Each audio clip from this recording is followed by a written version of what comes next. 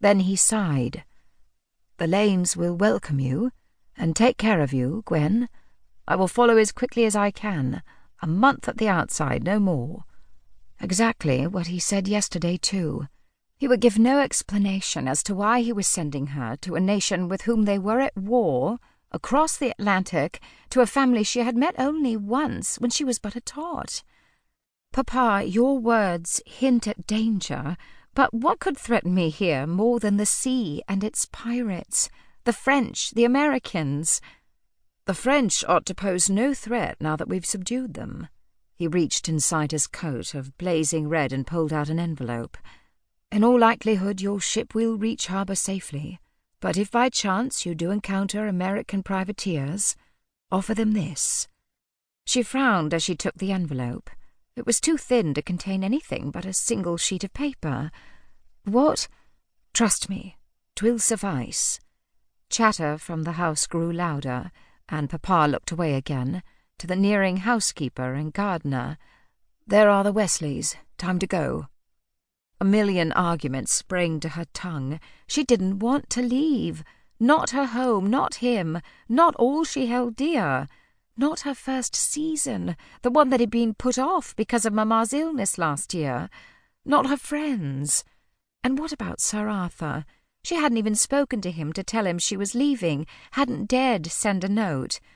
"Papa, Sir Arthur—" "It isn't to be, Gwen, not now. Perhaps when this is past, when it is safe for you to return." Tears burned, begging to be set loose, but she clenched her teeth and blinked. How had it come to this? Promise had finally shone its light again. Shopping with Aunt Gates had made it feel as though Mamma were with her still. Making the rounds with her friends had finally distracted her from the loss. Getting vouchers for Almack's, and then Sir Arthur's court, she had at long last looked forward to the future. "Please don't cry, dear heart." Papa thumbed away a wily tear that escaped her blockade, and kissed her forehead again. "Up with you now. You must be at the dock soon." Instead, she surged forward and wrapped her arms around him. "I don't want to leave you, Papa. I can't. Don't make me go. Or come with me." He held her close. "Would that I could. Would that I didn't have to bid goodbye yet again to the one who matters most." He gave her another squeeze, another kiss, and then he set her back. His eyes were rimmed with red. "I love you, Gwyneth. Go with God." He let her go and pivoted on his heel, all but charging back into the house. She almost wished she could resent him.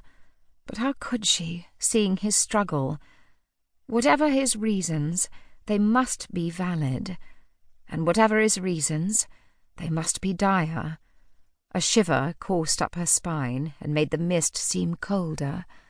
Isaac Fairchild was a respected general, a man loved by all, a man of considerable sway in London and beyond. If there were something frightening enough that he must send her away, was planning on leaving himself, and for America, no less. Would he be going there to take command of troops? Possibly. Though why would he be secretive about it? But then there was much about Papa's work he could not discuss. Secrets. Always secrets. "All secure, Miss Fairchild," the driver called down from the bench. She slipped the envelope into her reticule and took a step toward the Wesleys. They at least would provide familiar faces for the journey. They would be an anchor on the foreign seas. Quick hoofbeats snagged her attention. "Miss Fairchild!" Her eyes went wide when she saw the dashing figure astride the horse. Sir Arthur reined to a halt beside the carriage and leaped down, fervour ablaze in his eyes. "Miss Fairchild!" He gripped her hands as he searched her face with his gaze. He had the loveliest brown eyes, so warm and beckoning, the perfect fit to his straight nose and sculpted mouth. "Is it true, then? Brofield just told me that Miss Gregory said you were leaving town." He was holding her hands.